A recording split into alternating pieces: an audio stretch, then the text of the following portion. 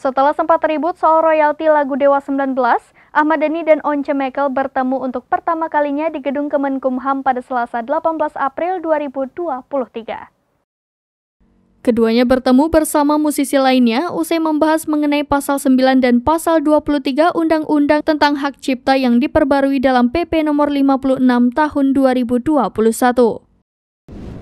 Ahmad Dhani yang mengatakan bahwa Menteri Yasona Lawli menyebut pasal 23 memang bermasalah dan akan dicari jalan keluar.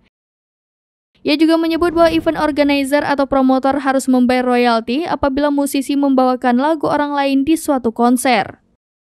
Pembahasan ini juga dibahas dalam diskusi pertemuan antara musisi dengan Menteri Hukum dan HAM Yasona Lawli. Musisi yang hadir selain Once dan Ahmad Dhani diantaranya De Lestari, Piyu Padi, Anji Manji, Posan Tobing, dan Rika Roslan. Sebelumnya, Ahmad Dhani kembali menegaskan bahwa permasalahan royalti antara dirinya dan Once sebenarnya ditujukan untuk I.O. atau penyelenggara. Once sebagai penyanyi sebenarnya tidak bertanggung jawab untuk membayar royalti lagu yang ia bawakan. Demikian informasi terkini Syedara Lon, saksikan terus berita lainnya di kanal YouTube Serambi News, website dan Facebook serambinews.com.